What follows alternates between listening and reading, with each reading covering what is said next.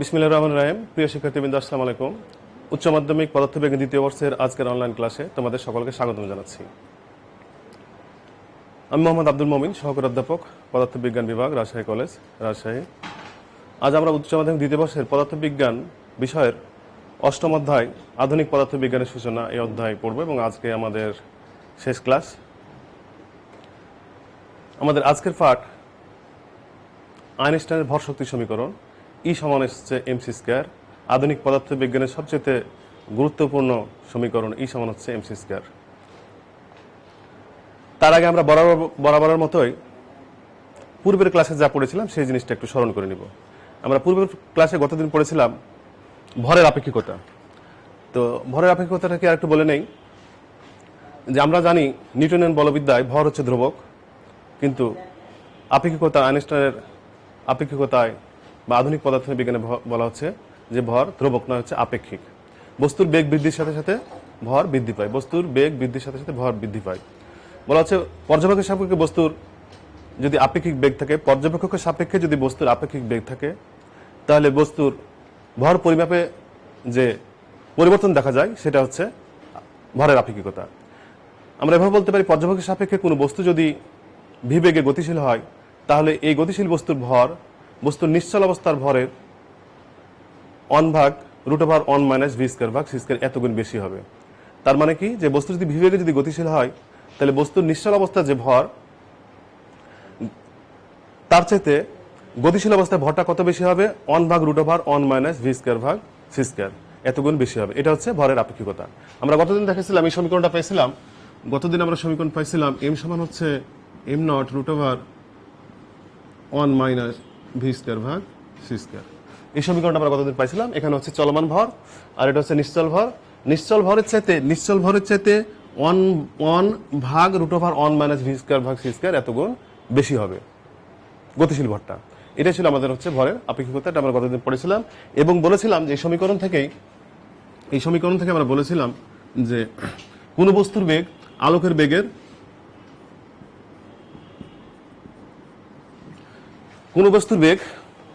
বেগের সমান বা তার চেয়ে বেশি হতে পারে না।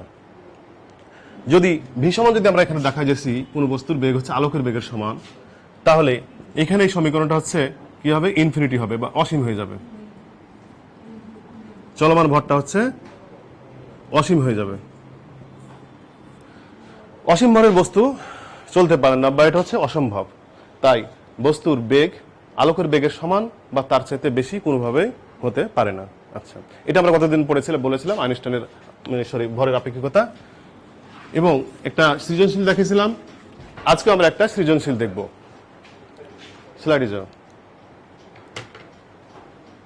স্লাইডে আচ্ছা দেখো,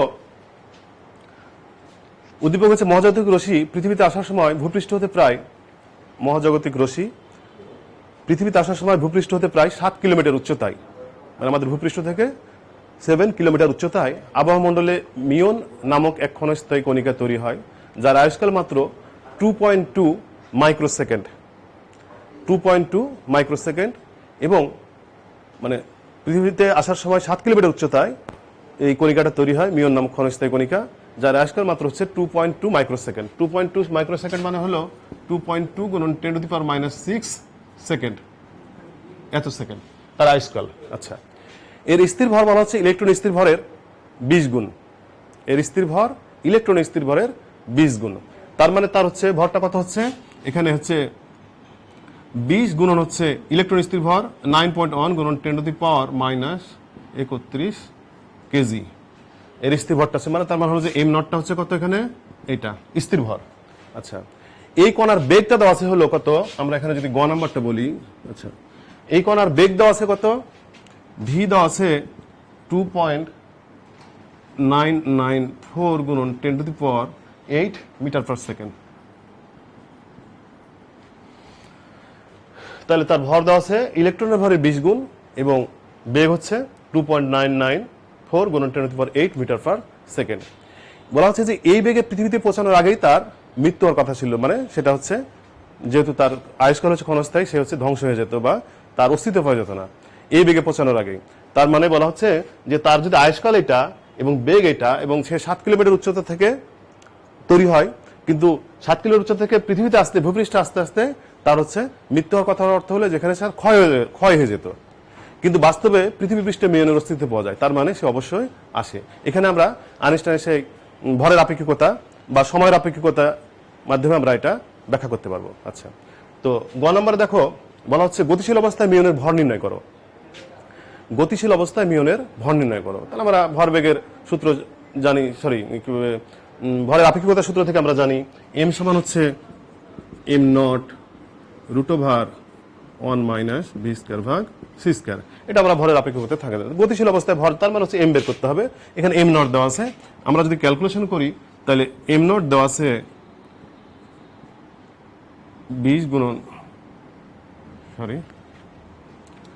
9.1 গুণন 10 to the power minus 31 KG, আর সবই দেওয়া আছে আমাদের এখানে 1 মাইনাস ভি এর মান হচ্ছে কত 2.994 গুণন 10 টু দি পাওয়ার 8, নিচে সি এর মান হচ্ছে 3 গুণন 10 টু দি পাওয়ার 8।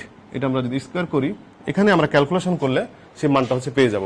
তাহলে গ নম্বরে যে মানটা পাচ্ছি সেটা হচ্ছে 316.38 গুণন 9.1 গুণন 10 to the power minus 31 KG. আগের স্লাইডে থাকো। তাহলে গতিশীল অবস্থায় মিলনের ভরটা কত আমরা পাচ্ছি? গতিশীল অবস্থায় মিলনের ভর 316.38 গুণন 9.1 গুণন 10 to the power minus 31 KG, মানে 316.38 ইলেকট্রনের ভরের এত গুণ। কত গুণ? 316.38 কেজি হচ্ছে ইলেকট্রনের ভরের চাইতে এত গুণ বেশি, 316.38। আচ্ছা, তোমরা এটাকে ক্যালকুলেশন করে একবার মান বের করতে হবে। 316.38 গুণ 9.8 ক্যালকুলেশন করে গুণ করে 10 টু দি পাওয়ার 3 কেজি, এটা একবারে করতে পারতা, ওটা সমস্যা ছিল না। আচ্ছা, তো তাহলে আমরা এই সমীকরণের মাধ্যমে করতে পারবো। এখন ঘ নাম্বার দেখো, পৃথিবী পৃষ্ঠে মিলনের অস্তিত্ব কিভাবে, মানে পৃথিবী পৃষ্ঠে মিলনের অস্তিত্ব যে পাওয়া যায় এটা কিভাবে তার বিশ্লেষণ করো। বলা হচ্ছে যদি 7 কিলোমিটার উচ্চতায় তৈরি হয় এবং তার আয়ুষ্কাল মাত্র 2.2 মাইক্রোসেকেন্ড এবং স্থির ভর ইলেকট্রনের ভরের 20 গুণ যদি হয়, আর এই কণা যদি বেগ হয়, তাহলে বলা হচ্ছে 7 কিলোমিটার উচ্চতাতে থেকে পৃথিবীতে আসতেই সে হচ্ছে ধ্বংস হয়ে যেত। কিন্তু তারপর আমরা কেন দেখতে পাই, বা পৃথিবী পৃষ্ঠে মিলনের অস্তিত্ব আমরা কেন পাই, এটা আমরা করতে গেলে দেখব যে মিয়নের স্থির আয়ুষ্কাল, বা যে আয়ুষ্কালটা বলা হচ্ছে মিয়নের যে ক্ষণস্থায়ী মিয়ন চলমান না, তার যে আয়ুষ্কাল, সেই আয়ুষ্কালে সে কত দূরত্ব অতিক্রম করতে পারে, সেই আয়ুষ্কালে সে কত দূরত্ব অতিক্রম করতে পারে। তাহলে এখানে আমরা দেখতে পারি যে মিয়ন স্থির অবস্থায় তার আয়ুষ্কালে, মানে মিয়নের আয়ুষ্কালে, মিয়নের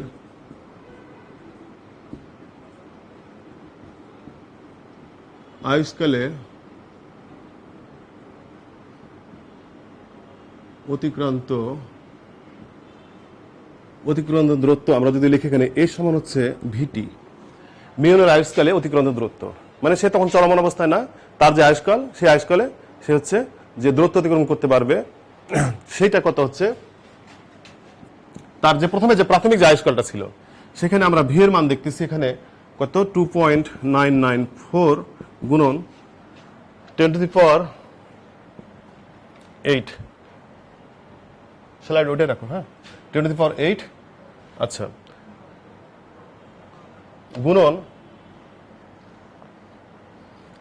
গুণন হচ্ছে টি এর মান হচ্ছে 2.2 গুণন 10 টু দি পাওয়ার মাইনাস 6 এত। আচ্ছা, এত মিটার। এটাকে যদি আমরা ক্যালকুলেশন করি তাহলে আমরা কি বললাম, ভি এর মান বসালাম আর টি এর মান বসালাম। টি হচ্ছে এত মাইক্রোসেকেন্ড, মানে 2.2 গুণ 10 to the power minus 6 microsecond. তাহলে টি এর যদি মান বসাই আমরা এটা ক্যালকুলেশন করলে পাবো হচ্ছে 658.68 এত মিটার। তাহলে মিয়নের আয়ুষ্কালে অতিক্রান্ত দূরত্বটা হচ্ছে কত হবে, 2.994 গুণন 10 টু দি পাওয়ার 8 গুণন 2.2 গুণন 10 টু দি পাওয়ার মাইনাস 6। এটাকে ক্যালকুলেশন করলে 658.68 এত মিটার। তার মানে মিয়নের আয়ুষ্কালে অতিক্রান্ত দূরত্ব হচ্ছে এত মিটার।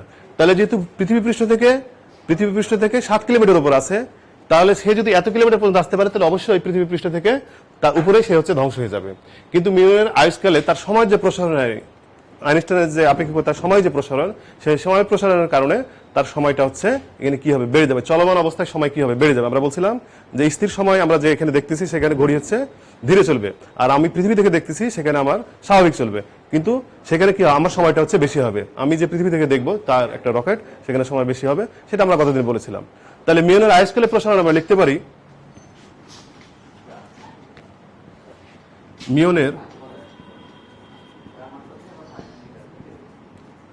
মিউনের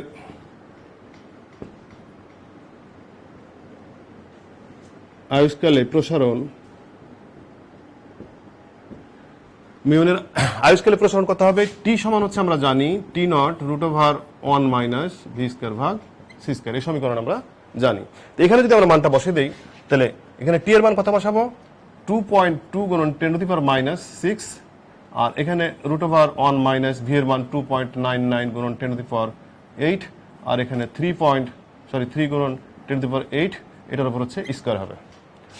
টি নটের মান বসালাম, আর এখানে মানটা যদি বসে দেই, তাহলে আমরা এই যে মানটা পাবো সেটা হচ্ছে মানে গতিশীল অবস্থায়, মিউন যখন গতিশীল অবস্থায় আছে তখন তার যে আয়ুষ্কালটা, মিউনের আয়ুষ্কালের প্রসারণ যেটা হবে 3.48 গুণন 10⁻⁵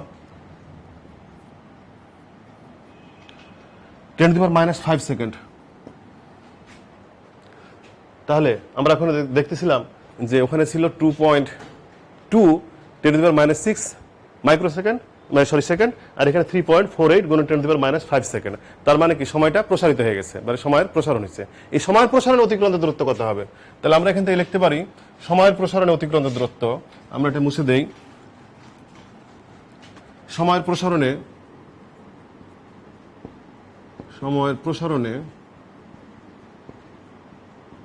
অতিক্রান্ত দূরত্ব,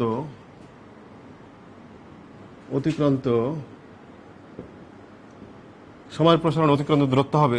তাহলে আমরা এখানে এইচ ড্যাশ যদি আমরা দেই, এইচ ড্যাশ সমান হচ্ছে ভিটি, ভি এর মান কত 2.99 গুণন 10⁸ মিটার পার সেকেন্ড, আর হচ্ছে টি এর মান হচ্ছে 3.48 গুণন 10⁻⁵। এটাকে যদি আমরা ক্যালকুলেশন করি তাহলে দেখবো হচ্ছে 10.4 কিলোমিটারে নিয়ে গেলাম এটাকে, কিলোমিটার। মিটার যদি আমরা লিখতে যেতাম তাহলে আসতে হচ্ছে 49.8 মিটার সমান হচ্ছে 10.4 কিলোমিটার। তাহলে এখানে আমরা এইচ ড্যাশ সমান হচ্ছে ভি টি ড্যাশ লিখতে পারি। তাহলে আমরা সময়ের প্রসারণ অতিক্রম দূরত্ব, সময়ের প্রসারণ যে হয়েছে সেখানে তাহলে সেই হিসেবে সে কত দূরত্ব অতিক্রম করবে, তখন আমরা দেখতেছি যে 10.4 কিলোমিটার, কিন্তু আমাদের পৃথিবী পৃষ্ঠ থেকে কত ছিল, 7 কিলোমিটার দূরত্বে ছিল। তাহলে অবশ্যই সে আরো দেখা যাবে যে 3.4 কিলোমিটার আরো আসতে পারতো। তার মানে তার ভূপৃষ্ঠে আমরা তার অস্তিত্ব দেখতে পারবো। তাহলে আবার বলি একটু, প্রথমটাতে যাও। হ্যাঁ, মজার জিনিস, পৃথিবীতে আসার সময় ভূপৃষ্ঠ হতে যেহেতু 7 কিলোমিটার উচ্চতা আবহামণ্ডলে মিউন নামক একটি ক্ষণস্থায়ী কণিকা তৈরি হয়, যার আয়ুষ্কাল মাত্র 2.2 মাইক্রোসেকেন্ড। আচ্ছা, 2.2 মাইক্রোসেকেন্ড সে এত বেগে যেতে পারতো, তাহলে তার সে কত দূরত্ব অতিক্রম করতে পারতো, দেখা যাবে যে এত দূরত্ব করলে সে হচ্ছে শেষে যাচ্ছিল। কিন্তু সে যদি গতিশীল, তার সময় গতিশীল কি সময় প্রসারিত হয়, তো সময় প্রসারিত হয়, কত সময় বের করে নিলাম, বের করে সময় প্রসারণের অতিক্রম দূরত্ব কত হচ্ছে, দেখা যাচ্ছে যে 7 কিলোমিটারের চেয়ে তো বেশি হচ্ছে। তার মানে সে পৃথিবীতে হচ্ছে আসতে পারবে। আচ্ছা, এটাই খেয়াল করো তোমরা হচ্ছে এই বিষয়গুলো দেখবা, তোমার ভরের আপেক্ষিকতা, তারপরে দৈর্ঘ্য সংকোচন, সময়ের প্রসারণ, আমরা এগুলো দেখেছি, কয়েকটা সৃজনশীল দেখেছি। আমরা এখন সেই বিখ্যাত আইনস্টাইনের ভরশক্তি সমীকরণ ই সমান হচ্ছে এমসি স্কয়ার, এটা এখন দেখব। আচ্ছা, আইনস্টাইনের ভরশক্তি সমীকরণ ই সমান হচ্ছে এমসি স্কয়ার, এটা সবাই জানে, ই সমান হচ্ছে এমসি স্কয়ার। এই কালি নাই কেন, ই সমান হচ্ছে এমসি স্কয়ার, এই সমীকরণটা সবাই জানে। এই সমীকরণটা আমরা কি বুঝি, বলা হচ্ছে যে কোনো বস্তু ভি দ্রুতিতে যদি গতিশীল হয়, তাহলে এম ভরের কোনো বস্তুর থেকে যে শক্তি পাওয়া যাবে সেটা হচ্ছে এম সি স্কয়ার, বা এম ভরের কোনো বস্তু চলমান অবস্থায় থেকে তার কাছ থেকে যে শক্তি পাওয়া যায়, এম ভরের কোনো বস্তু থেকে যে শক্তিটা পাওয়া যাবে সেটা হচ্ছে, সেই শক্তির পরিমাণ হচ্ছে তার ভর এবং আলোকের বেগের বর্গের গুণফলের সমান। কি বললাম, যে এম ভরের বস্তুকে যদি আমরা শক্তিতে রূপান্তরিত করতে যাই, তাহলে সেখান থেকে যে শক্তিটা পাওয়া যাবে সেই শক্তিটা হচ্ছে ওই বস্তুর ভর এবং আলোকের বেগের বর্গের গুণফলের সমান। এবং বলা হচ্ছে যে এই শক্তি ভর, যে বস্তুটা আমি যদি এই বস্তুটা বলি ভর, তাহলে এই বস্তুটার সাথে কি করতে হবে, আলোকের বেগের বর্গের গুণফল করলে যেটা হবে তাহলে টোটাল শক্তিটা পাওয়া যাবে। তাহলে এই বস্তুর ভর আমি আগে মেপে নিব, আর আলোকের বেগের গুণফল যদি করি তাহলে টোটাল শক্তিটা হচ্ছে আমরা পাবো। কিন্তু আমরা এটার জন্য উপযুক্ত পরিবেশ তৈরি করতে হবে, যেমন অনেক উচ্চ তাপমাত্রা লাগবে, চাপ লাগবে, এভাবে যদি আমরা করতে পারি তাহলে দেখা যাবে যে আমরা সেই সমান হচ্ছে mc স্কয়ার, তাহলে টোটাল শক্তিটা পাবো। এই বস্তুর ভর যত তাকে সি স্কয়ার দ্বারা গুণ করলে যেটা পাওয়া যাবে সেটা হচ্ছে শক্তি। কিন্তু এটার জন্য অন্য পরিবেশ তৈরি করতে হবে, উচ্চ তাপমাত্রা লাগবে, চাপ লাগবে। আচ্ছা, তাহলে কি বলা হচ্ছে, ভর তাহলে কি হচ্ছে, শক্তির একটা রূপ। ভর এবং শক্তি পরস্পর হচ্ছে সমতুল। তাহলে আমরা এখান থেকে বলতে পারি, দেখো ই সমানুপাতিক হচ্ছে এম, তার মানে সি স্কয়ার যেহেতু কনস্ট্যান্ট, সি যেহেতু কনস্ট্যান্ট, তাহলে ই সমানুপাতিক এম। তাহলে ভর এবং শক্তি হচ্ছে পরস্পর সমতুল্য অবস্থায় থাকে। ভরকে শক্তিতে রূপান্তর করা যায়, আবার শক্তিকে হচ্ছে ভরে রূপান্তর করা যায়। আচ্ছা, তো এই সমীকরণটা আমরা জাস্ট একটু প্রতিপাদন দেখব। ই সমান হচ্ছে এমসি স্কয়ার সমীকরণটা হচ্ছে আমরা এখন একটু প্রতিপাদন দেখব। ধরে নিলাম যে প্রথমে বস্তুর স্থির অবস্থার ভর ধরে নিলাম হচ্ছে এম নট ভরের বস্তুকে যদি আমরা এফ বল প্রয়োগ করি, তাহলে এর প্রাথমিক অবস্থায় তার বেগ ছিল 0, সে টি সময়ে ভি সমান হচ্ছে ভি, যখন তার বেগ হলো তখন তার ভর হয়ে গেল হচ্ছে এম, এবং সে বস্তুটা কত দূরত্ব অতিক্রম করলো, এস দূরত্ব অতিক্রম করলো। তাহলে খেয়াল করো যে এম নট ভরের একটি বস্তুকে যদি আমরা এফ বল প্রয়োগ করি এবং বলের দিকে বস্তুটির সরণ যদি এস হয়, তাহলে ক্ষুদ্র সময়ে ডিটি, ধরে নিলাম ক্ষুদ্র সময়ে ডিটি সময় সে ডিএস দূরত্ব অতিক্রম করে, এবং টোটাল টি সময় সে করতেছে কি এস দূরত্ব অতিক্রম করছে। টোটাল টি সময় সে হচ্ছে এস দূরত্ব অতিক্রম করতেছে। ক্ষুদ্র সময় মানে এখানে আমরা DT DT DT DS DS এখানে ডিটি দ্বারা ভাগ করে দেবে। টোটাল যদি এস দূরত্ব অতিক্রম করে এবং হচ্ছে সময় যদি টি হয়, তাহলে আমরা ক্ষুদ্র সময় ডিএস ডিটি এগুলো অসংখ্য ডিএস ডিটি করলে আমরা টোটাল হচ্ছে এস পাবো। আচ্ছা, এখন আমরা কাজ শক্তি উপপাদ্য অনুসারে আমরা জানি কি, কাজ শক্তি উপপাদ্য অনুসারে আমরা বলা হচ্ছে যে বস্তুর গতিশক্তি বৃদ্ধি, আমরা ফার্স্ট ইয়ারে পড়েছিলাম কাজ শক্তি উপপাদ্য, নিউটনের কাজ শক্তি উপপাদ্য, যে গতিশক্তি বৃদ্ধি যদি আমরা ধরে নিলাম হচ্ছে ডিকে,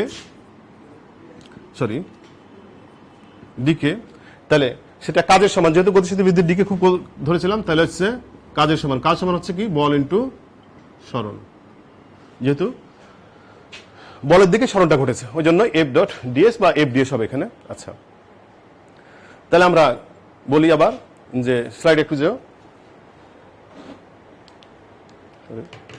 এখানে দেখো যে যদি এম নট ভরের কোন স্থির বস্তুর উপর এফ বল ক্রিয়া করায়, বস্তুটি বলের দিকে অতি ক্ষুদ্র দূরত্ব ডিএস এবং মোট দূরত্ব যদি এস অতিক্রম করে, ওখানে স্লাইডে দেখো যে বলের দিকে দূরত্বটা এস অতিক্রম করছে এবং মোট দূরত্ব হচ্ছে ক্ষুদ্র দূরত্ব যদি আমরা ডিএস বলি, মোট দূরত্ব এস, টোটালটাকে এস ধরা হয়েছে, এবং ওখানে যে বেগটা হচ্ছে কত ভি হয়েছে। তাহলে কাজ শক্তি উপপাদ্য অনুযায়ী আমরা জানি বস্তুর গতিশক্তি বৃদ্ধি ডিকে সমান হচ্ছে ক্ষুদ্র কাজ ডিডব্লিউ। আমরা জানি যে প্রযুক্ত বল দ্বারা কৃত কাজ বস্তুর গতিশক্তির পরিবর্তনের সমান, আমরা কাজ শক্তি উপপাদ্যে পড়ে এসেছি। আচ্ছা, তাহলে গতিশক্তি বৃদ্ধি ডিকে হচ্ছে কাজের সমান হবে, আর আমরা কাজ সমান জানি হচ্ছে বল গুণন হচ্ছে সরণ। আচ্ছা, তাহলে এখানে আমরা লিখতে পারি কত, এফ ডিএস, তার কারণ F dot DS, F DS cos theta, এখানে থিটা হচ্ছে কত হবে, 0 ডিগ্রি হবে, তার কারণ একই দিকে যেহেতু হচ্ছে ওই জন্য এফ ডিএস হবে। তাহলে আমরা এখন দেখো এই সমীকরণটা যদি প্রতিপাদন করতে যাই, ই সমান হচ্ছে এমসি স্কয়ার, তাহলে আমরা এখানে লিখবো হচ্ছে ডিকে সমান হচ্ছে এফ ডিএস। এটা কত দিকের জন্য, ক্ষুদ্র সময়ের জন্য, ক্ষুদ্র কাজের জন্য। আমরা যদি টোটাল এস দূরত্ব যদি করতে যাই, তাহলে আমরা মোট যদি করতে যাই, তাহলে কি করতে হবে, আমাদের ইন্টিগ্রেশন করতে হবে। মোট দূরত্বটা যদি করতে যাই এস পর্যন্ত, তাহলে অবশ্যই আমরা জানি কি হবে, ক্ষুদ্র সময়কে ইন্টিগ্রেশন করলে বা ক্ষুদ্র সরণকে ইন্টিগ্রেশন করলে টোটালটা পাওয়া যাবে। তাহলে এখানে তার লিমিটটা কত হবে, লিমিটটা হচ্ছে 0 টু কে পর্যন্ত, টোটাল গতিশক্তিটা হচ্ছে ওখানে যে আমরা হচ্ছে কে পেলাম, আর এখানে ছিল কত, 0 থেকে শুরু করছি এস পর্যন্ত গেছি। চিত্রে আমরা দেখলাম যে 0 থেকে শুরু করছি এবং হচ্ছে এস পর্যন্ত গেছি। তাহলে এখন দেখো এখানে যদি আমরা ইন্টিগ্রেশন যদি করি, তাহলে কত হবে, এখানে কে মাইনাস 0 সমান হচ্ছে 0 এস এফ ডিএস হবে। এটা এখান থেকে আমরা লিখতে পারি কে সমান হচ্ছে 0 এস এফ ডিএস, এটা আমরা লিখতে পারি। কলমে কালি কমন হচ্ছে। আচ্ছা, তাহলে কে সমান হচ্ছে আমরা এটা পেলাম। এখন খেয়াল করো আমরা নিউটনের দ্বিতীয় সূত্রে বলা হচ্ছিল কোন বস্তুর ভরবেগের পরিবর্তনের হার প্রযুক্ত বলের সমান। কোন বস্তুর ভরবেগের পরিবর্তনের হার প্রযুক্ত বলের সমান। আচ্ছা, এটা যদি হয় তাহলে আমরা সূত্রটা কি লিখতে পারি? নিউটনের দ্বিতীয় সূত্র বলা হচ্ছে কি কোন বস্তুর ভরবেগের পরিবর্তনের হার প্রযুক্ত বলের সমান। তাহলে এফ সমান আমরা লিখবো এখানে এফ সমান হচ্ছে ডি ডিটি, ভরবেগ কত? এমভি, ভরবেগের পরিবর্তনের হার প্রযুক্ত বলের সমান। তাহলে এখন যদি আমরা এই সমীকরণে বসে দেই, কে সমান হচ্ছে এই সমীকরণে যদি বসে, এই সমীকরণটা কি ছিল? কে সমান হচ্ছে 0s এফ ডিএস। এখানে যদি আমরা মানটা যদি বসে দেই, খেয়াল করো, এখানে যদি আমরা মানটা বসে দেই তাহলে 0s থাকলো, এখানে এফ এর মান কত? ডি ডিটি এমভি ডিএস লেখা যায়, এটা ডিডিটি এমভি ডিএস, এটা লিখতে পারি। আচ্ছা, সমান যদি আমরা লিখি, দেখো এখানে 0, এখানে আমরা ডি ডিএস ডিটি লিখতে পারি। আচ্ছা, আর এখানে ডি এমভি লেখা যাবে। ডিএসটাকে এ পাশে নিয়ে আসছি আর ডি এমভিটাকে পরে নিয়ে গেছি। তাহলে এখানে কত হবে? কার সাপেক্ষে করতেছি? এমভির সাপেক্ষে। তাহলে এখানে আমরা কত লিখবো? এমভি। তাহলে লিমিটটা চেঞ্জ হয়ে যাবে, যেহেতু তখন করছিলাম ডিএস এর সাপেক্ষে, এখন যদি এমভি সাপেক্ষে করতেছি তাহলে অবশ্যই এখানে আমরা এমভি লিখবো। আচ্ছা, এখন এখানে আমরা যদি লিখতে যাই, আমরা জানি ডিএস ডিটি সমান হচ্ছে ভি, এটা তোমরা সবাই জানো, সরণের হার হচ্ছে বেগ, সরণের হার বেগ। তাহলে আমরা এখানে লিখতে পারি, এটা ঠিক আছে, এমভি ভি ডি এমভি, এটা তাহলে আমরা এখন লিখতে পারি। এটা মুছে দেই। আচ্ছা, তাহলে আমরা কে সমান কি পেলাম? এখান থেকে আমরা যদি লিখি, ভি তে থাকলোই 0 এমভি, ভি তো আছে, আর এটুকু আমরা লিখতে পারি, দেখো ডিএমভি, ইউভির সূত্র। তাহলে একবার কি লিখবো? এম ডিভি প্লাস হচ্ছে ভি ডিএম, এটা আমরা লিখতে পারি। খেয়াল করো আবার, এখানে 0 এমভি, এখানে যদি আমরা MV DV plus V square DM লিখতে পারি, এটা শুধু আমরা কি করলাম? কি গুণ করে দিলাম এখন, আর এখানে ডিফারেন্সিয়েশন করছিলাম। আচ্ছা, এখন তাহলে আমরা কে সমান হচ্ছে এটা পেলাম। এটা এখন মুছে দেই।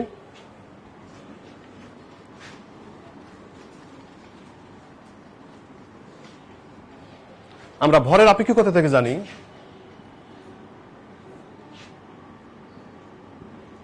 ভরের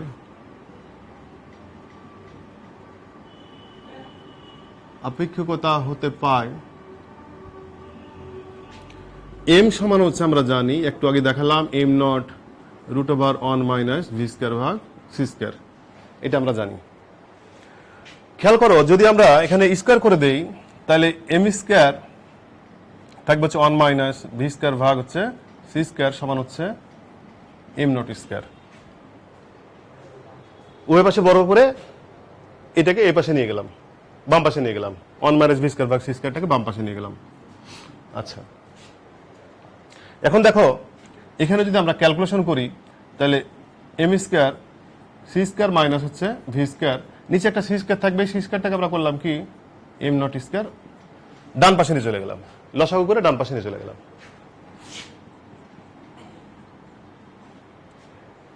এরপরে দেখো এটাকে যদি আমি গুণ করে দেই, M square C square minus M square V square সমান হচ্ছে C square M not square, এটুকু আমি লিখলাম, এ পাশে নিব। হ্যাঁ, এটা আমি লিখলাম।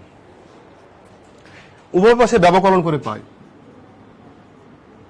উভয় পাশে দেখা যাচ্ছে গো, ব্যবকলন করে পাই। এই সমীকরণটাকে উভয় পাশে ব্যবকলন করব, যেহেতু ভর পরিবর্তনশীল, এখানে এই সমীকরণটা আমরা হচ্ছে ব্যবকলন করব।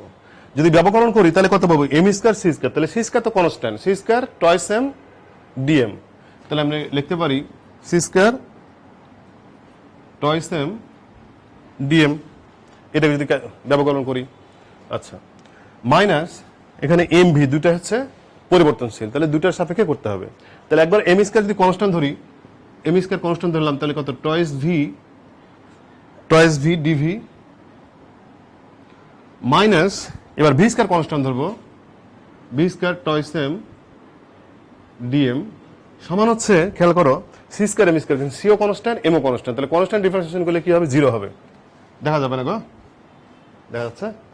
আচ্ছা, জিরো হবে, তাহলে ওটাকে আমরা জিরো বানাতে পারি। আচ্ছা, এখন দেখো এখানে যদি আমরা করি তোমার টয়েস এমটা যদি আমরা দুই পাশ থেকে কেটে দেই, দুই পাশে টয়েস এম আছে, তাহলে এখানে সি স্কয়ার ডিএম থাকবে, টয়েস এম চলে গেল এখান থেকে যদি চলে যায় টয়েস এম যদি যায়, তাহলে এম ভি ডিভি থাকবে, খেয়াল করো। আবার ওখান থেকে যদি টয়েস এম যায়, তাহলে ভি স্কয়ার ডিএম সমান হচ্ছে জিরো, টয়েস এমটা উভয় সাইড থেকে তুলে দিছি। আচ্ছা, এখন আমাদের যে সমীকরণটা ছিল M V DV V square DM, তাহলে এখন দেখো এখান থেকে আমরা লিখতে পারি এম ভি ডিভি প্লাস হচ্ছে ভি স্কয়ার ডিএম সমান হচ্ছে সি স্কয়ার ডিএম। আমরা এই দুটাকে এই পাশে রাখলাম, ওইটাকে ওই পাশে নিয়ে গেলাম, যেহেতু মাইনাস এসছে উভয় পাশ থেকে হচ্ছে মাইনাস তুলে দিলাম। তাহলে এখন দেখো যে আমরা এটুকু সমান পাচ্ছি হচ্ছে কত, সি স্কয়ার ডিএম। আমরা ওই মানটুকু নিয়ে এসে আমরা এখন কি করব, এই সমীকরণে বসিয়ে দিব। যদি বলি যে এটা হচ্ছে 1 নম্বর সমীকরণ, এটা হচ্ছে 2 নম্বর সমীকরণ, তাহলে 2 নম্বর সমীকরণ থেকে আমরা নিয়ে 1 নম্বর সমীকরণে বসিয়ে দেব। যদি বসাই তাহলে এখানে কি হবে দেখো, এখানে আমরা জিরো, এটা এটুকু মুছে দিই,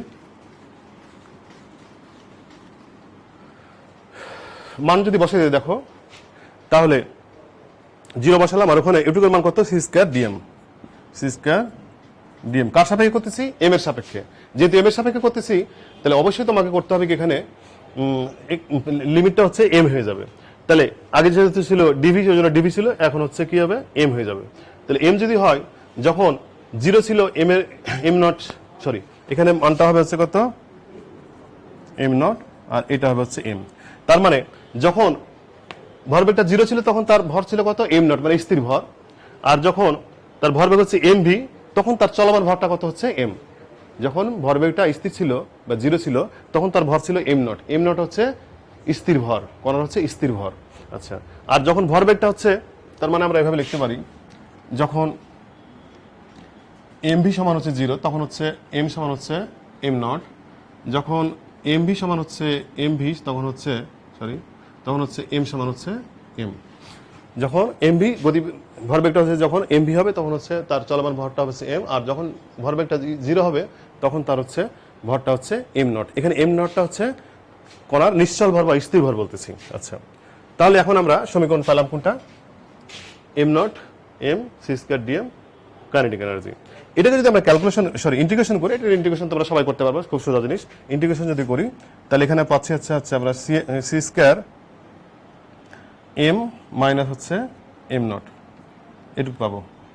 ইন্টিগ্রেশন যদি করি তাহলে এম সি স্কয়ার তো কনস্ট্যান্ট থেকে যাবে, তারপরে আপার লিমিট লোয়ার লিমিট, ইন্টিগ্রেশন তোমরা এটা সবাই পারবা। তাহলে আমরা দেখো এখানে পাচ্ছি হচ্ছে কি, কে সমান হচ্ছে সি স্কয়ার এম মাইনাস হচ্ছে সি স্কয়ার হচ্ছে এম নট। এখানে আমরা লিখতে পারি, আচ্ছা এখন এটা মুছে দেই,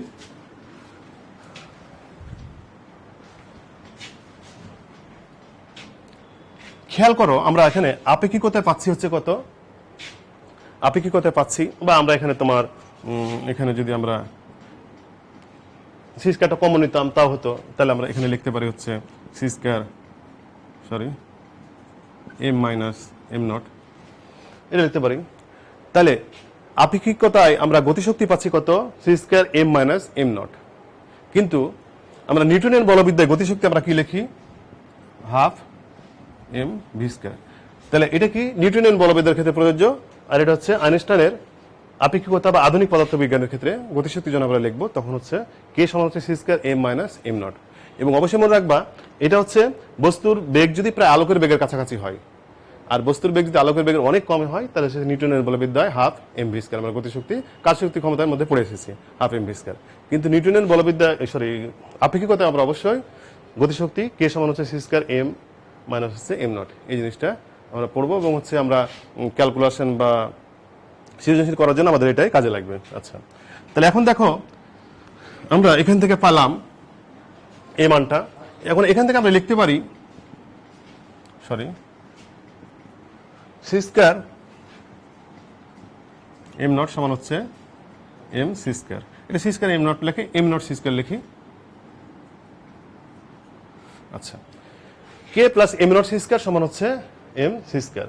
এই এম নট সি স্কয়ার বলছে কোনো বস্তুর মধ্যে যদি স্থির অবস্থায় থাকে তাহলে তার মধ্যে যে শক্তি থাকে সঞ্চিত থাকে, কোনো বস্তু যদি স্থির অবস্থায় থাকে যেমন এই বস্তুটা আছে তার মধ্যে যে শক্তি সঞ্চিত থাকে সেটা হচ্ছে তার ভরটা হচ্ছে এম নট, এবং তার যে টোটাল যে শক্তি সঞ্চিত থাকে সেটা হচ্ছে বিভব শক্তি বা স্থির ভর শক্তি বলা হয় বা নিশ্চল ভর শক্তি বলা হয়, সেটা হচ্ছে এম নট সি স্কয়ার। আচ্ছা, তাহলে আমরা মোট শক্তি যদি আমরা বলি, মোট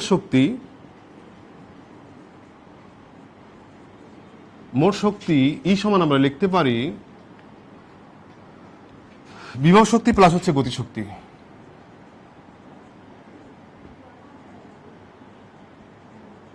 বিভব শক্তি প্লাস হচ্ছে গতিশক্তি বা গতিশক্তি প্লাস বিভব শক্তি সমান আমরা এখানে লিখবো হচ্ছে বিভব শক্তি কত M not C square plus হচ্ছে কে। এটা তুমি আগে গতিশক্তিটা আগে লিখতে পারতো, সমস্যা ছিল না। তাহলে এটুকুর মান কত? এটুকুর মান হচ্ছে এম সি স্কয়ার। তাহলে বিখ্যাত সেই আইনস্টাইনের ভর শক্তির যে সমীকরণ বা ভর শক্তি রূপান্তরের যে সমীকরণ ই সমান হচ্ছে এম সি স্কয়ার, মানে ভরকে শক্তিতে এবং শক্তিতে হচ্ছে ভরকে, শক্তিকে হচ্ছে ভরে রূপান্তর করা যায়, সেই সমীকরণ হচ্ছে ই সমান হচ্ছে এম সি স্কয়ার। তাহলে এটাতে আমরা সৃজনশীল আসি এবং সেই বিখ্যাত সমীকরণ আইনস্টাইনের আমি একটু স্লাইড থেকে দেখাই তাহলে তোমাদের সুবিধা হবে। আমি বোর্ডে করে দিলাম এবং স্লাইড থেকে দেখবে তাহলে হচ্ছে হবে। হ্যাঁ, আমি স্লাইডে যেগুলো দিব সেগুলো একটু দিও। হ্যাঁ, আচ্ছা দেখো, তাহলে উভয়পক্ষে সমাকলন করে পাই আমরা হচ্ছে K zero upper limit lower limit এবং হচ্ছে এফডিএস। এখান থেকে নিউটনের গতির দ্বিতীয় সূত্র অনুসারে প্রযুক্ত বল বস্তুর ভরবেগের পরিবর্তনের হারের সমান, অর্থাৎ এফ সমান হচ্ছে ডি এম ভি ডিটি। আমরা বোর্ডে করে দিচ্ছি, তারপরে জাস্ট একটু দেখে নাও। তাহলে গতিশক্তি আমরা লিখলাম, এটা লেখার পরে ক্যালকুলেশন করবো শুধু। কে সমান হচ্ছে zero MV DS DT D MV, K সমান হচ্ছে zero MV V D MV, ওইটাকে ডিফারেন্সিয়েশন করে নিলাম, ডি এমভিটাকে ডিফারেন্সিয়েশন করে নিলাম, করে নিলে তখন আবার পাবো হচ্ছে স্লাইডে পরেরটা এটা দেখো স্লাইডটা। হ্যাঁ, ভরের আপেক্ষিকতা কে এম সমান হচ্ছে M not root over 1 minus V square C square. এটাকে যদি আমি উভয় পাশে বর্গ করে একটু জাস্ট বাম পাশে নিয়ে যাই তাহলে এই সমীকরণটা পাবো। সমীকরণটা যদি আমি সমাকলন করি M square C square, C constant, M যেহেতু পরিবর্তনশীল তাহলে এটাকে আমার সমাকলন করা যাবে। সরি, এটা ব্যবকলন হবে, সমাকলনটা লেখা ভুল হয়েছে, ওটা ব্যবকলন হবে। তাহলে twice M C square DM minus twice M DM V square minus 2v DV M square, আর M not square C square এটা যেহেতু কনস্ট্যান্ট এটার মানটা হচ্ছে 0 হবে, আমি একটু আগে বললাম। আচ্ছা, এখন দেখো এখানে ক্যালকুলেশন করে ভি স্কয়ার ডিএম, পরের লাইনে যাও। আচ্ছা, V square DM plus M B DV সমান হচ্ছে সি স্কয়ার ডিএম, কে সমান হচ্ছে M naught M C square DM. M naught হলো বস্তুর নিশ্চল ভর বললাম আগেই, তাহলে কে সমান হচ্ছে এম সি স্কয়ার মাইনাস হচ্ছে এম নট সি স্কয়ার। এটা হচ্ছে গতিশক্তি কি আপেক্ষিকতার ক্ষেত্রে গতিশক্তি হচ্ছে আমরা এই সমীকরণ দিয়ে করবো, কিন্তু নিউটনের বলবিদ্যায় গতিশক্তি হাফ এম ভি স্কয়ার দিয়ে করবো। আচ্ছা, তাহলে K plus M not C square এটা লেখা যায় সমান হচ্ছে এম সি স্কয়ার। এরপরে যদি বলছি যে বস্তু যদি স্থির থাকে তখন তার মধ্যে ভরের কারণে যে শক্তি সঞ্চিত থাকে তাকে নিশ্চল ভর শক্তি বা নিশ্চল শক্তি বলে। তাহলে বস্তুটির মোট শক্তি হচ্ছে ই সমান হচ্ছে গতিশক্তি প্লাস হচ্ছে নিশ্চল শক্তি, তাহলে K plus M not C square. তাহলে ওখানে আমার মানটা যদি বসে দেয় ই সমান হচ্ছে এম সি স্কয়ার। এটাই সে আইনস্টাইনের সে বিখ্যাত ভর শক্তির সমীকরণ। আচ্ছা, এরপরে দেখবো হচ্ছে আইনস্টাইনের ভরবেগ শক্তির মধ্যে একটা সম্পর্ক আছে। আইনস্টাইনের ভরবেগ এবং হচ্ছে শক্তির মধ্যে একটা সম্পর্ক আছে, এই সম্পর্কটা তোমরা দেখো। এখানে আমি জাস্ট স্লাইডে বলে দিচ্ছি। ভরের আপেক্ষিকতাতে আমরা পাই এম সমান হচ্ছে M not root over 1 minus V square ভাগ সি স্কয়ার, এটা আমরা সবাই জানি। ভর শক্তির মধ্যে সম্পর্ক আমরা কি জানি, ই সমান হচ্ছে এম সি স্কয়ার, ই সমান হচ্ছে এম সি স্কয়ার। আচ্ছা, ই সমান হচ্ছে এম সি স্কয়ার, তাহলে ই এর এম এর ওখানে আমরা just M not root over 1 minus V স্কয়ারটা বসিয়ে দেবো। এটা করলাম কি, ই সমান হচ্ছে এম সি স্কয়ার ছিল, ওখানে এম এর জায়গায় M not root over 1 minus V square ভাগ সি স্কয়ার এটুকু হচ্ছে বসিয়ে দিলাম।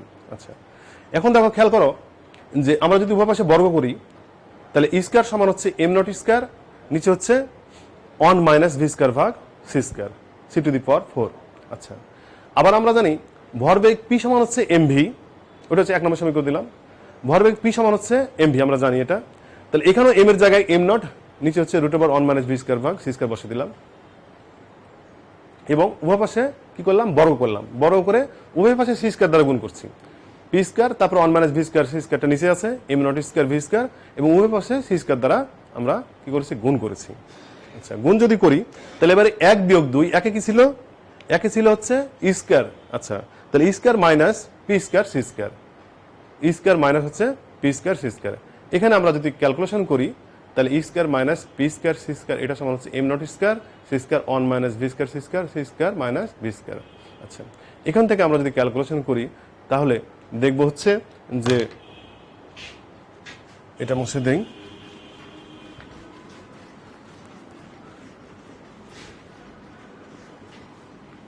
এখান থেকে যদি আমরা ক্যালকুলেশন করি, দেখো যে E square minus P square C square সমান হচ্ছে কি ছিল, M not square C square, নিচে হচ্ছে 1 মাইনাস ভি স্কয়ার ভাগ হচ্ছে সি স্কয়ার, এখানে হলো কত, C square minus V square. শুধু আমরা এটুকু করলাম। তাহলে এখন দেখো এখান থেকে আমরা লিখতে পারি, এখানে দেখো, হ্যাঁ, E square minus P square C square সমান হচ্ছে, এটা যদি আমি ক্যালকুলেশন করে নেই তাহলে এম নট সি স্কয়ার হচ্ছে এম নট, সরি এটা এম নট স্কয়ার ছিল। আচ্ছা, M not square C square, এবং হচ্ছে এই যে সি, এখানে যদি লসাগু করে নেই তাহলে C square minus V square হবে। তাহলে নিচে হচ্ছে কত, হচ্ছে C square minus V square, নিচে একটা সি স্কয়ার থাকবে, এটা উপরে চলে যাবে, উপরে চলে যদি যায় তাহলে হচ্ছে C square C to the power 4 হয়ে গেল। আচ্ছা, আর থাকলো কত, C square minus V square. তাহলে এটা আর এটা হচ্ছে কেটে যাবে, যদি কেটে যায় তাহলে আমরা ই স্কয়ার সমান হচ্ছে লিখতে পারি E square minus P square C square সমান হচ্ছে M not square C to the power 4, এটা লিখতে পারি। আচ্ছা, এখান থেকে আমরা ই এর মানটা লিখতে পারি হচ্ছে, একবারে যদি করতে যাই তাহলে হচ্ছে আমরা ই সমান হচ্ছে P square C square plus হচ্ছে M not square C to the power 4। এটা হচ্ছে সেই আইনস্টাইনের ভর এবং শক্তির মধ্যে সম্পর্ক। স্লাইডে যাও, এটা হচ্ছে আইনস্টাইনের, স্লাইডটা দিও, হ্যাঁ, আইনস্টাইনের ভর এবং হচ্ছে শক্তির মধ্যে সম্পর্ক। ই সমান হচ্ছে P square C square plus হচ্ছে M not square C to the C square, এটা হচ্ছে আইনস্টাইনের ভর এবং শক্তির মধ্যে সম্পর্ক। তাহলে পরেরটা, আচ্ছা পরেরটা যাও, দেখো এই সমীকরণ থেকে ই সমান হচ্ছে √, P square C square plus হচ্ছে M not square C to the power 4। এই সম্পর্ক থেকে আমরা দেখতে পাই যে এম নট যদি 0 হয় তাহলে ই সমান হচ্ছে পিসি হবে। আমরা এখান থেকে যদি এম নটটা যদি 0 হয় তাহলে ই সমান হচ্ছে কত পাবো, √, পি স্কয়ার সি স্কয়ার সমান হচ্ছে পিসি পাচ্ছি। খেয়াল করো যে ই সমান হচ্ছে পাচ্ছি আমরা হচ্ছে পিসি। আচ্ছা, স্লাইডে, আবার স্লাইডে, এই সম্পর্কতে ভরহীন কণার অস্তিত্ব পাওয়া যায়। ই সমান হচ্ছে পিসি, এই সম্পর্ক থেকে আমরা কি ভরহীন কণার অস্তিত্ব পাই। বলা হচ্ছে পি ভরবেগ সম্পন্ন, স্লাইডে দেখো, হ্যাঁ, পি ভরবেগ সম্পন্ন গতিশীল কণার বেগ ভি সমান যদি সি হয় তাহলে আমরা ভি সমান যদি সি হয় তাহলে ই সমান হচ্ছে আমরা কি পাচ্ছি, পিসি পাচ্ছি। কখন পাচ্ছি, যখন নিশ্চল কণার ভর যখন শূন্য হবে, যখন নিশ্চল কণার ভর মানে এম নট যখন 0 হবে তখনই আমরা হচ্ছে পি ভরবেগ সম্পন্ন গতিশীল কণার বেগ যদি আলোকের বেগের সমান হয় সেখানে আমরা হচ্ছে শক্তি পাবো ভরবেগ গুণন হচ্ছে আলোকের বেগ। কোন ক্ষেত্রে পাবো, যদি তার নিশ্চল ভর হচ্ছে শূন্য হয়। নিশ্চল ভর যদি শূন্য হয় তাহলে কিভাবে শূন্য হবে, এখানে আমরা তখন লিখতে পারি যে M not square C to the power 4 সমান হচ্ছে 0। এই মানটা যেহেতু সি টু দি পাওয়ার 4 এটা কনস্ট্যান্ট, মানে এটা 0 হতে পারে না, তাহলে কি হবে, এম নট স্কয়ার সমান হচ্ছে 0, তার মানে এম নট সমান হচ্ছে 0। এখান থেকে আমরা হচ্ছে কি পাচ্ছি, ভরহীন কণার অস্তিত্ব পাওয়া যায়। যেমন ফোটন, নিউট্রিনো, এইগুলোর কণা হচ্ছে ভরহীন, এগুলো আলোকের বেগে গতিশীল। ভরহীন কণার অস্তিত্ব পাওয়া যায় যেমন ফোটন, তারপর নিউট্রিনো ভরহীন কণা, এবং এদের দ্রুতি আলোর দ্রুতির সমান। আমরা জানি ফোটনের নিশ্চল ভর শূন্য। আমরা এই সমীকরণ থেকে দেখাতে পারি যে ফোটনের নিশ্চল ভর শূন্যটা কিভাবে হচ্ছে, ফোটনের নিশ্চল ভর শূন্য,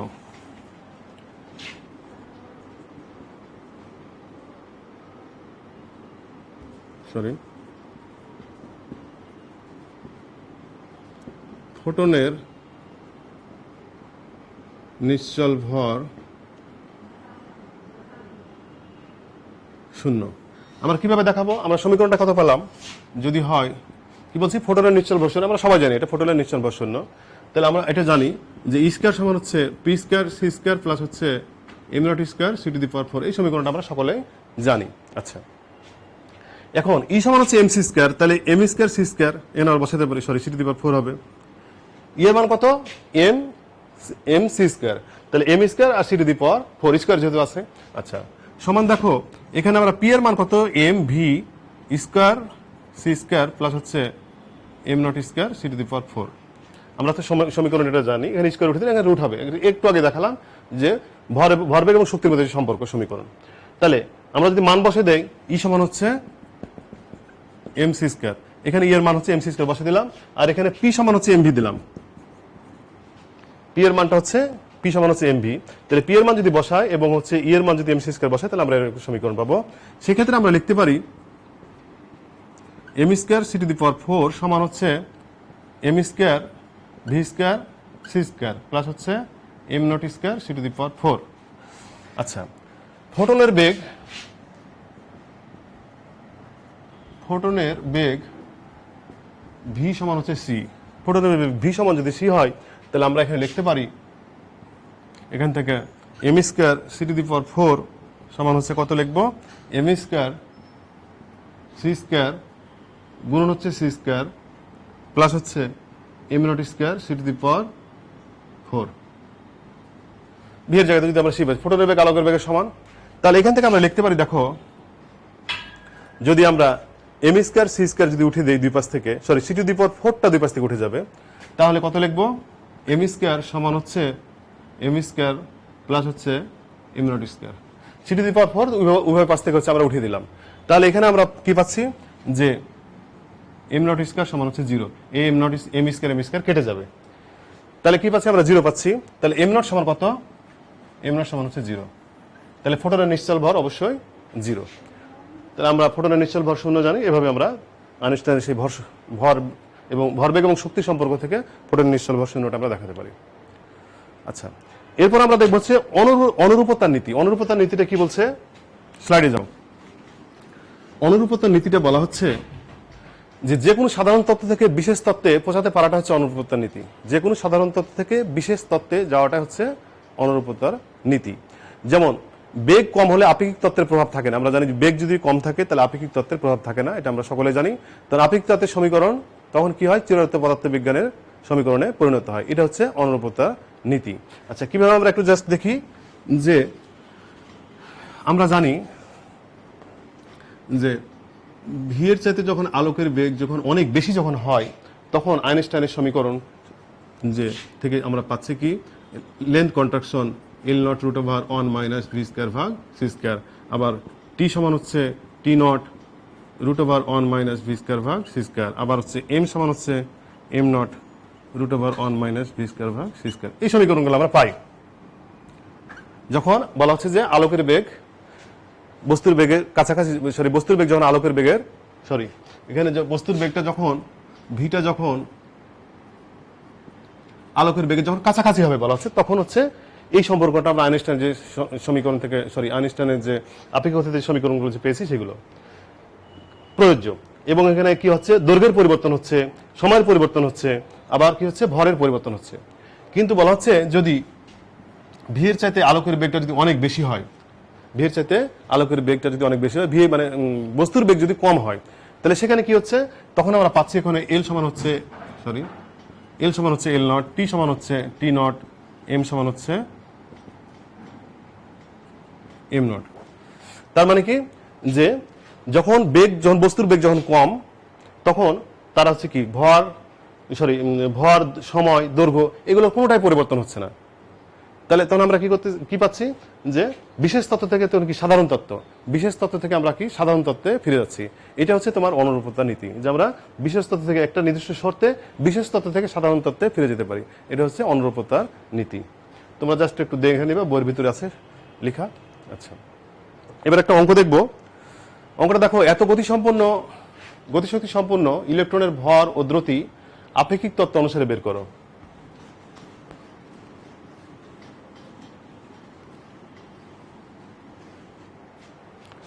কত 1.6 গুণ 10⁶ ইলেকট্রন ভোল্ট গতিশক্তি সম্পন্ন ইলেকট্রনের ভর ও দ্রুতি আপেক্ষিক তত্ত্ব অনুসারে বের করো। তাহলে আপেক্ষিক তত্ত্ব অনুসারে আমরা ভর এবং গতিশক্তি সম্পন্ন ইলেকট্রনের ভর ও দ্রুতি কিভাবে বের করব? এখানে যদি আমরা ভর বের করতে যাই তাহলে আমরা জানি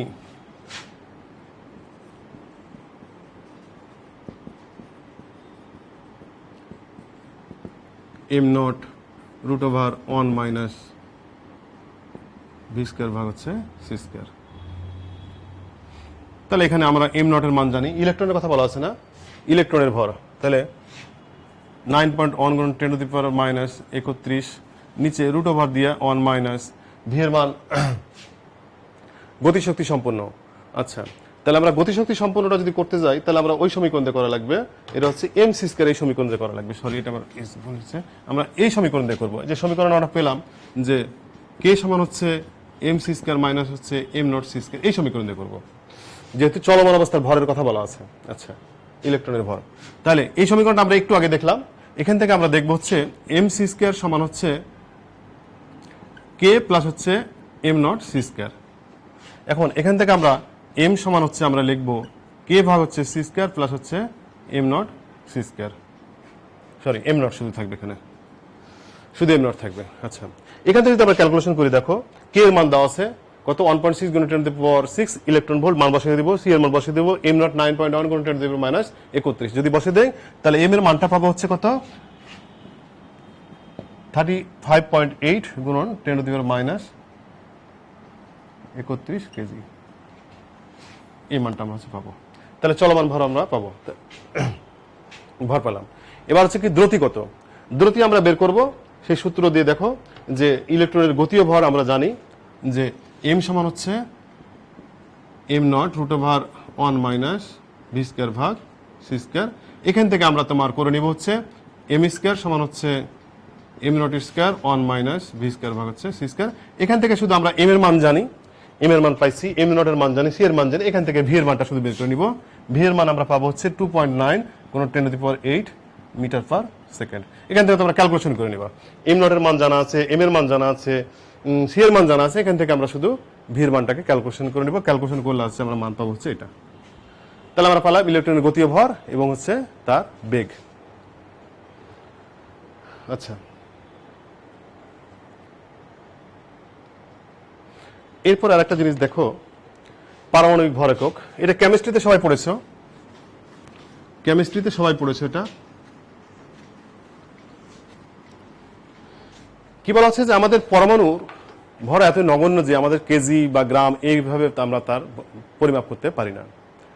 তার পরিমাণের একক আমরা বলেছে পরমাণুর ইলেকট্রন, ফোটন, নিউট্রন বা ফোটন, প্রোটন, নিউট্রন, ইলেকট্রন, এগুলোর ভরকে এতই নগণ্য যে আমরা কেজি বা মিটার বা ফিট এগুলোতে প্রকাশ করতে পারি না। এগুলোর জন্য যে এককটা ব্যবহার করা হয় সেটা হচ্ছে পারমাণবিক ভর একক। আচ্ছা, পূর্বে হাইড্রোজেন এবং অক্সিজেন পরমাণুর ভরের মাধ্যমে এই পারমাণবিক ভর এককটা প্রকাশ করা হতো এবং নিউটনিয়ান পদার্থবিদ্যায় এই এককটাই পারমাণবিক ভর একক বা অ্যাটমিক মাস ইউনিটটাই ভরের একক হিসেবে ব্যবহৃত হয়। আচ্ছা, তো পরবর্তীতে 1960 সালে আগে কি করা হতো, হাইড্রোজেন এবং হচ্ছে অক্সিজেন এদের ভর নিয়ে এই পারমাণবিক ভর একক বা অ্যাটমিক মাস ইউনিটটা নির্ণয় করা হতো। কিন্তু 1960 সালে পরবর্তীতে বিজ্ঞানীরা কার্বন পরমাণুর ভরের মাধ্যমে এই অ্যাটমিক মাস ইউনিটটাকে প্রকাশ করেছেন। কি বলছেন যে পারমাণবিক ভর একক কি বলছে, একটি কার্বন 12 পরমাণুর ভরের 1/12 অংশকে পারমাণবিক ভর একক বলে। একটি কার্বন 12 পরমাণুর ভরের 1/12 অংশকে পারমাণবিক ভর একক বলে। আচ্ছা, এখন খেয়াল করো, 1 গ্রাম পরমাণু কার্বনের ভর কত আমরা জানি 12 গ্রাম। 1 গ্রাম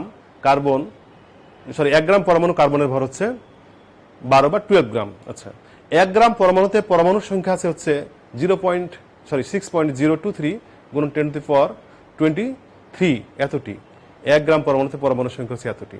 তাহলে আমরা ওই দুইটা সমীকরণ থেকে কি বললাম যে 1 গ্রাম পরমাণুর কার্বনের ভর হচ্ছে 12 গ্রাম আর 1 গ্রাম পরমাণুতে পরমাণুর সংখ্যা হচ্ছে 6.023 গুণ 10⁻23 এতটি। তাহলে আমরা ওই সমীকরণ দুটো থেকে বলতে পারি যে 6.023 গুণ 10⁻23 এতটি কার্বন পরমাণুর ভর হচ্ছে 12 গ্রাম এখান থেকে আমরা বলতে পারি। তাহলে একটি কার্বন পরমাণুর ভর কত হবে? একটি কার্বন পরমাণুর ভর হবে হচ্ছে একটি কার্বন পরমাণুর ভর হবে হলো কত? একটি কার্বন পরমাণুর ভর 12 ভাগ কত? 6.023 গুণন 10⁻23 এত গ্রাম হবে তাহলে একটির জন্য। আচ্ছা, এখন খেয়াল করো যে অ্যাটমিক মাস ইউনিট সংজ্ঞা অনুসারে 1 AMU অ্যাটমিক মাস ইউনিট কি বলছে? যে একটি কার্বন পরমাণুর ভরের 1/12, তাহলে 1/12 গুণন হচ্ছে একটি কার্বন পরমাণুর ভর,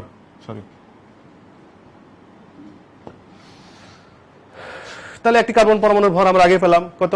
12 ভাগ 6.023 গুণন 10⁻23। তাহলে এইভাবে বসিয়ে দিয়ে আমরা যদি ক্যালকুলেশন করি তাহলে এক অ্যাটমিক মাস ইউনিট সমান পাচ্ছি 1.66057 গুণন 10⁻27 কেজি। আচ্ছা, এটা হচ্ছে কি প্রোটন, নিউট্রন, ইলেকট্রন এগুলোর ভর পরিমাপে এই এককটা হচ্ছে ব্যবহৃত হয় অ্যাটমিক মাস ইউনিট। আর এক অ্যাটমিক মাস ইউনিট 1.66057 গুণন 10⁻27 কেজি। আচ্ছা, এখন যদি বলে যে এক অ্যাটমিক ভরের তুল্য শক্তি কত হবে, এক অ্যাটমিক ইউনিট ভরের তুল্য শক্তি কত, ওখান থেকে আমরা করতে পারি সমান হচ্ছে এমসি স্কয়ার 1.66057 গুণন 10⁻27 গুণন সি এর মান হচ্ছে 3 গুণন 10⁻8 মিটার স্কয়ার। এটাকে যদি আমরা ক্যালকুলেশন এটা হলো জুল, এটুকু যদি আমরা ক্যালকুলেশন করি তাহলে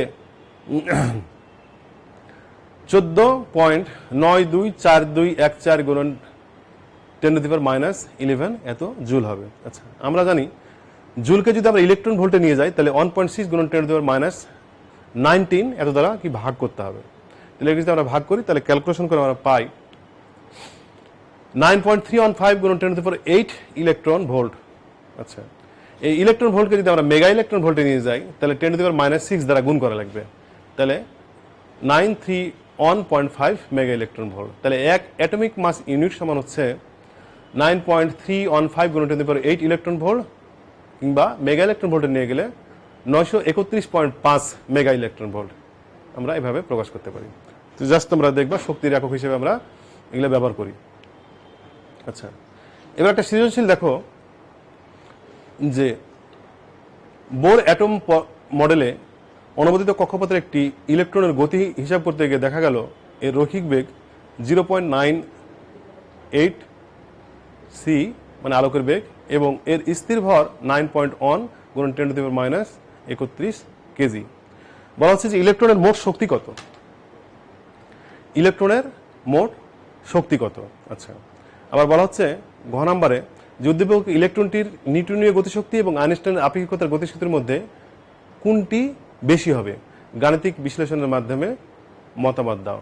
তাহলে ইলেকট্রনের শক্তি কত হবে সেখানে আমরা জানি ই সমান হচ্ছে এমসি স্কয়ার, ওই সমীকরণের মাধ্যমে আমরা হচ্ছে এখানে বের করতে পারবো। তার আগে আমরা এম সমান হচ্ছে আমরা এম নট বের করে নিব। দেখো স্লাইড থেকে বলে দিই, স্লাইডে দেওয়া আছে দেখো, আমরা জানি এম সমান হচ্ছে M naught √1 minus V square C square. তাহলে এখান থেকে আমরা হচ্ছে ক্যালকুলেশন করলে এম এর মান পাবো 4.52 গুণন 10⁻30 কেজি। এখান থেকে আমরা ই সমান হচ্ছে এমসি স্কয়ার যেহেতু আমরা জানি, ওখানে এম এর মানটা বসিয়ে দিলে আমরা শক্তি পাবো। তাহলে ইলেকট্রনটা শক্তি পাবো 4.068 গুণন 10⁻13 জুল। এটা হচ্ছে ইলেকট্রনের শক্তি। ঘ নাম্বার কি বলছিল? ঘ নাম্বারে বলছিল যে ইলেকট্রনটির নিউটনীয় গতিশক্তি এবং আইনস্টাইনের আপেক্ষিকতার গতিশক্তির মধ্যে কোনটি বেশি হবে। তাহলে নিউটনিয়ান গতিশক্তিকে যদি আমরা টি এন দ্বারা প্রকাশ করি তাহলে এখানে half am not V square এই সমীকরণ আমরা পাবো নিউটনের গতিশক্তির ক্ষেত্রে। আর আইনস্টাইনের গতিশক্তির ক্ষেত্রে যদি আমরা টি এন দ্বারা প্রকাশ করি, টি ই দ্বারা যদি প্রকাশ করি তাহলে এখানে আমরা সমীকরণ যেটা পাবো হচ্ছে এম সি স্কয়ার মাইনাস হচ্ছে এম নট সি স্কয়ার এই সমীকরণ। এটা নিউটনের ক্ষেত্রে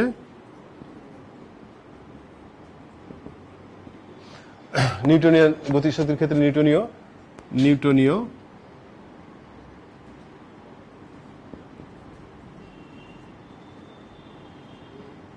গতিশক্তি, আর এটা হচ্ছে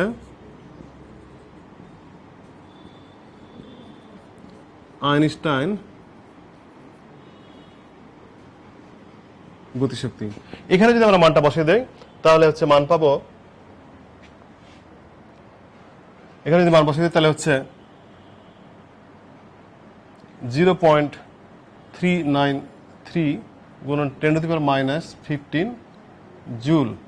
আর আইনস্টাইনের গতিশক্তির মান যদি বসে দেই তাহলে এখানে মান পাবো হচ্ছে 36.1 গুণন 10⁻⁻15 এত জুল। তার মানে অবশ্যই আইনস্টাইনের গতিশক্তি বা আপেক্ষিক গতিশক্তি নিউটনের গতিশক্তি থেকে অবশ্যই বেশি। এখানে 0.393 10⁻⁻15 আর এখানে 36.1 গুণন 10⁻⁻15, তার মানে অবশ্যই এটা বড়।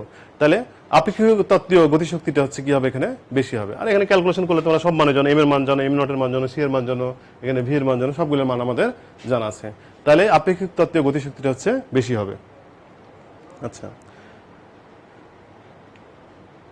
আচ্ছা, তো প্রিয় শিক্ষার্থীবৃন্দ, তোমরা, আমি জাস্ট আপেক্ষিকতার অংশটুকু শেষ করলাম এবং এই চ্যাপ্টারের আমরা এর আগে পড়েছিলাম আইনস্টাইনের ফটোতড়িৎ ক্রিয়া, তারপরে কম্পটন ইফেক্ট, তারপরে ছিল ওখানে ছিল যে ডি ব্রগলি ওয়েভলেন্থ, তারপর হাইজেনবার্গের অনিশ্চয় নীতি, এই জিনিসগুলো আমি আগে পড়েছি এবং কৃষ্ণবস্তুর বিকিরণ, এই জিনিসগুলো আমি প্রথমের দিকেই ক্লাসে পড়েছিলাম এবং পরে আমি পড়ালাম হচ্ছে আপেক্ষিকতা। তো আমার যা হোক ক্লাস এই অধ্যায়টা আমি শেষ করলাম। তো তোমরা এখান থেকে পড়বা, বিশেষ করে এখান থেকে সৃজনশীল হয় এই অধ্যায় থেকে, দ্বিতীয় পত্রের 8 নম্বর অধ্যায় আধুনিক পদার্থবিজ্ঞানের সূচনা। এখান থেকে যে উদ্দীপক থেকে যে প্রশ্নগুলো হয় সেগুলো হচ্ছে বেশিরভাগই হবে এই যে তোমার সময়ের প্রসারণ, দৈর্ঘ্য সংকোচন, ভরের আপেক্ষিকতা, তারপর এই সমান হচ্ছে এমসি স্কয়ার, ভর শক্তি সমীকরণ, এই সমীকরণগুলো থেকে আমাদের সৃজনশীল হবে যে আপেক্ষিকতার এই অংশটুক থেকে। আর হবে হচ্ছে কোথায়, হবে হচ্ছে কম্পটন ক্রিয়া কিংবা তোমার আইনস্টাইনের ফটোতড়িৎ ক্রিয়া, এই দুই জায়গার অংশ থেকে তোমার হবে। মানে এটা যদি আমরা দুইটা অংশে বিভক্ত করি, যে আপেক্ষিকতার একটা অংশ আর আধুনিক পদার্থবিজ্ঞানের অংশের ভিতরে আইনস্টাইনের ফটোতড়িৎ ক্রিয়া, তারপরে ডি ব্রগলি ওয়েভলেন্থ, হাইজেনবার্গের অনিশ্চয় নীতি, কম্পটন ক্রিয়া, এই চারটাকে মিলে যদি আমরা বলি একটা অংশ, তাহলে এখানে তোমরা আইনস্টাইনের ফটোতড়িৎ ক্রিয়া এখান থেকে এবং হচ্ছে কম্পটন ক্রিয়া, এই দুইটা থেকে সৃজনশীল বেশি হওয়ার সম্ভাবনা থাকে। ওগুলো থেকে আসবে, ওগুলো পড়তে হবে, কিন্তু আইনস্টাইন ফটোতড়িৎ ক্রিয়া এবং হচ্ছে কম্পটন ক্রিয়া এই অংশটা থেকে বেশি হয়েছে। আর আপেক্ষিকতার এই অংশটা থেকে হয়েছে কোথায়, যে এম ভরের আপেক্ষিকতা, দৈর্ঘ্য সংকোচন, সময়ের প্রসারণ, এই অংশটা থেকে বেশি হয়েছে। তাহলে এই জিনিসগুলো তোমরা একটু বেশি দেখবে। যেমন তোমাদের আগে পড়েছিলাম যে ফটোতড়িৎ ক্রিয়া কি ছিল, যে উচ্চ কম্পাঙ্কের কোনো আলোক রশ্মি যদি কোনো ধাতু পদার্থের উপর পড়ে সেখান থেকে কি হয়, ইলেকট্রন নির্গত হয়, এই ঘটনাটাকে বলছে ফটোতড়িৎ ক্রিয়া। আর কম্পটন কি বলছে, যে একটা ফোটন যদি একটা নির্দিষ্ট তরঙ্গদৈর্ঘ্যের বা একটা তরঙ্গদৈর্ঘ্যের ফোটন যদি কোনো ইলেকট্রনের উপর যে ধাক্কা দেয়, তাহলে কি হয়, ফোটনটা হচ্ছে বিক্ষিপ্ত হয়। তাহলে আপতিত ফোটনের যে তরঙ্গদৈর্ঘ্য আর বিক্ষিপ্ত ফোটনের তরঙ্গদৈর্ঘ্যের মধ্যে একটা পার্থক্য দেখা যায়। কম্পটন ক্রিয়া আমরা পড়েছিলাম এই ঘটনাটাকে বলা হচ্ছে কম্পটন ক্রিয়া। বলা হচ্ছে যে আপতিত ফোটনের তরঙ্গদৈর্ঘ্য চাইতে বিক্ষিপ্ত ফোটনের তরঙ্গদৈর্ঘ্যটা বেশি হবে। আচ্ছা, তাহলে তার কি হবে, শক্তি কমে যাবে। এই জিনিসগুলো আমি পড়েছি। এখানে একটা সৃজনশীল দেখো, দ্বাদশ শ্রেণীর শিক্ষার্থী কম্পটন ক্রিয়া ও আলোর ফটোতড়িৎ ক্রিয়া পর্যবেক্ষণ করছিল। কম্পটন ক্রিয়ার জন্য চিত্রে আপতিত আলোর রশ্মির তরঙ্গদৈর্ঘ্য 1 অ্যাংস্ট্রম, মানে যে ফোটনটা যাচ্ছে তার হচ্ছে অ্যাংস্ট্রমটা হচ্ছে 1 অ্যাংস্ট্রম। আচ্ছা, বিক্ষিপ্ত ফোটন আপতিত রশ্মির সাথে 60 ডিগ্রি কোণে বিক্ষিপ্ত হয়ে পরবর্তীতে সোডিয়াম ধাতুর উপর আপতিত হলো। চিত্রে দেখা যাচ্ছে, দেখো যে এই ল্যামডা ড্যাশ, এটা হচ্ছে বিক্ষিপ্ত হয়ে ওই যে সোডিয়াম ধাতু থেকে ইলেকট্রন নির্গত হচ্ছে। সোডিয়ামের কার্যপেক্ষক বলা হচ্ছে 2.2 ইলেকট্রন ভোল্ট। এগুলো জাস্ট দেখবা, আমি আগে পড়েছি। তাহলে বিক্ষিপ্ত ফোটনের শক্তির মান কত হবে? আচ্ছা, বিক্ষিপ্ত ফোটনের শক্তির মান আমরা ল্যামডা সমান জানি, আমরা পড়েছিলাম H/m0c on - cos phi plus হচ্ছে ল্যামডাটা আমরা যদি বাম পাশে নিতাম তাও হতো, তাহলে মাইনাস হয়ে থাকতো ল্যামডা ড্যাশ মাইনাস ল্যামডা। এখান থেকে আমরা ল্যামডা ড্যাশের মান পাচ্ছি 1.01214 গুণন 10⁻10 মিটার। এখান থেকে যদি আমরা শক্তিতে করতে যাই তাহলে হচ্ছে 36 গুণন 10⁻11 ইলেকট্রন ভোল্ট, এটা শক্তি পাই। আচ্ছা, তাহলে আমরা গ নাম্বার পেলাম। এখন দেখো এখানে খেয়াল করো যে বিক্ষিপ্ত ফোটনের দ্বারা চিত্রের ঘটনাটি সত্যতা গাণিতিক বিশ্লেষণ ব্যাখ্যা করো। এর মানে বলা হচ্ছে যে এখানে যাও। আচ্ছা, এর মানে বলা হচ্ছে যে এই যে বিক্ষিপ্ত ফোটন ল্যামডা ড্যাশ গেল, সোডিয়াম ধাতুর উপর আঘাত করলো এবং সেখান থেকে ইলেকট্রন নির্গত হচ্ছে, এই ঘটনাটা কি সত্য, সেটাই বলছে নিচেটাতে যাও। বিকৃত ফোটন দ্বারা চিত্রের ঘটনাটির সত্যতা গাণিতিক বিশ্লেষণ সহ ব্যাখ্যা করো। আচ্ছা, তাহলে আমরা বিকৃত ফোটনের শক্তি পাইছি কত? বিকৃত ফোটনের শক্তি আমরা পেলাম 1.01 36.5 গুণন 10⁻11 ইলেকট্রন ভোল্ট, এটা আমরা পেলাম। আচ্ছা, এখন খেয়াল করো, আমরা জানি কার্যপেক্ষকটা কি জিনিস, যে কোনো ধাতু পদার্থের উপর আলো এসে পড়ার পরে কিছু তার শক্তি যদি HF হয়, আমরা আগে বলছিলাম যে তার শক্তি যদি বলা হচ্ছে যে যদি HF হয়, তাহলে সেই শক্তির কিছু অংশ কি করে, তাকে ইলেকট্রনটাকে মুক্ত করতে ব্যয় হয় আইনস্টাইনের ফটোতড়িৎ ক্রিয়ার যে সমীকরণ, এবং বাদবাকি নিয়ে সে হচ্ছে কি হয়, বাদবাকি নিয়ে সে গতিশক্তি নিয়ে mv max প্লাস হচ্ছে w0, এটা আমরা লিখেছি হাফ mv max প্লাস হচ্ছে hf0। তার মানে কি বলতেছি, যে এই পরিমাণ শক্তি আসার পরে এই পরিমাণ ইলেকট্রনটাকে ওই পরমাণু থেকে মুক্ত করতে ব্যয় হয়, এবং বাকি অংশ নিয়ে সে গতিশক্তি নিয়ে চলে যায়। আচ্ছা, তাহলে বলা হচ্ছে যে মুক্ত করতে ব্যয় হবে, আগে যদি মুক্ত করে তারপরে সে ইলেকট্রন নির্গত হবে, মুক্ত না করতে পারলে নির্গত হবে না। তাহলে এখানে দেওয়া ছিল, শোনো, ওদিক জানো, এখানে যাও, এখানে দেওয়া ছিল, দেখো যে সোডিয়ামের কার্যপেক্ষক মানে এর চাইতে যদি কম শক্তি হয় ওর ফোটনের সোডিয়াম ধাতুর উপর যদি পড়ে, তাহলে সেখানে ইলেকট্রন নির্গত হবে না, অবশ্যই তাকে এর চাইতে বেশি শক্তি নিয়ে আপতিত হতে হবে। আচ্ছা, তাহলে আমরা পাতাম কত, 36 ইলেকট্রন ভোল্ট পাইছি, আর সোডিয়ামের কার্যপেক্ষক মাত্র হচ্ছে 2.2 ইলেকট্রন ভোল্ট।